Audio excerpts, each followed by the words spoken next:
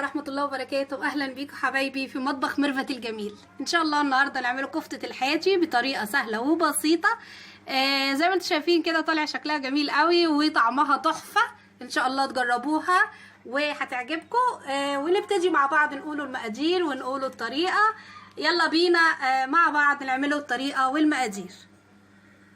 نقولوا مع بعض بقى مكونات الكفتة. معايا لحمة مفرومة ومعايا بصلتين وسط، والبهارات اللي انا هحطها للكفتة هحط كزبرة ناشفة، واحط شطة، واحط فلفل اسمر وملح. انا ما بكترش في الكفتة ديت البهارات عشان انا عايزة طعم الكفتة وطعم اللحمة هو اللي يبين. وديت عبارة عن مية بصل وحاطة فيها معلقة صلصة. نبتدي مع بعض نشوف الطريقة بتاعت الكفتة. هي طريقتها سهلة جدا، نشوفوا بقى الطريقة مع بعض. اول حاجة هنحط الكفتة اللحمة دي طبعا ملهاش مقدار، حسب عدد افراد الاسرة عندك. ودي نحط البصل ونحط التوابل والملح.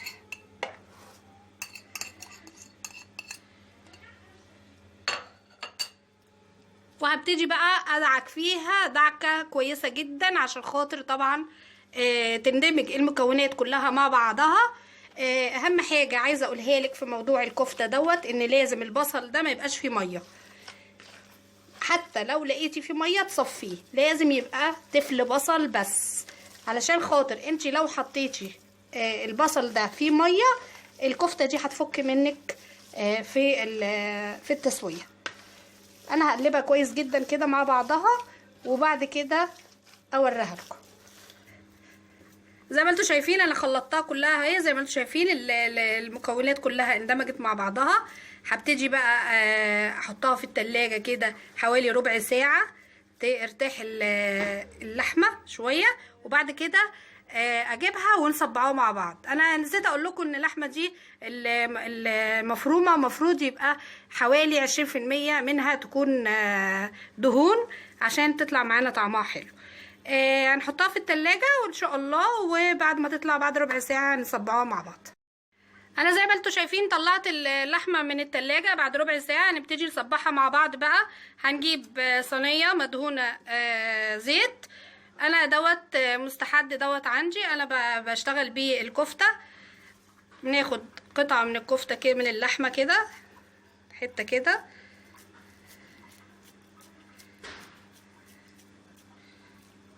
وابتدي اصبع الكفته.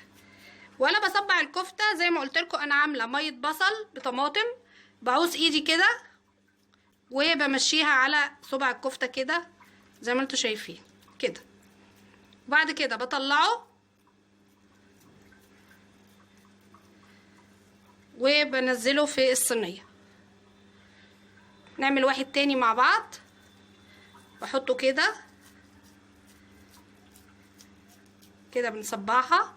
اعوز ايدي من مية البصل دي بالطماطم وادهن بيها صبع الكفتة عشان طعمه يبقى حلو كده زي ما انتم شايفين كده.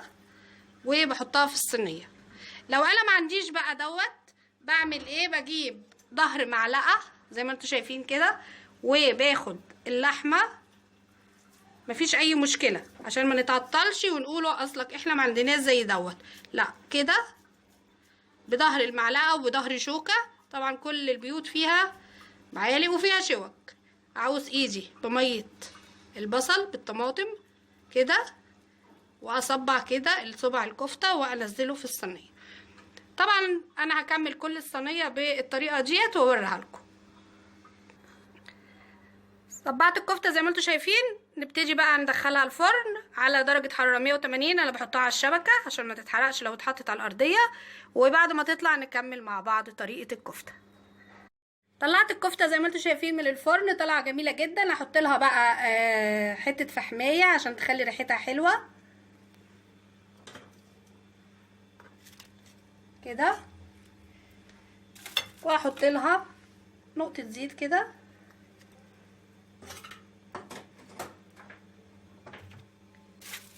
وبورق الالومنيا. احاول اغطيها بسرعه علشان خاطر ريحة الفحم تقعد فيها كده حوالي 5 دقايق كده عشان تاخد من ريحة الفحم. هطلعها لكم بعد 5 دقايق ان شاء الله في الطبق واوريها لكم. طلعنا الكفتة في الطبق زي ما انتم شايفين كده، حاجة في منتهى الجمال. ان شاء الله تعملوها وتعجبكم. واتمنى اللي يعملها وتعجبه يعمل لي شير ولايك واشتراك في القناة، واشوفكم على خير ان شاء الله في فيديو جديد باذن الله.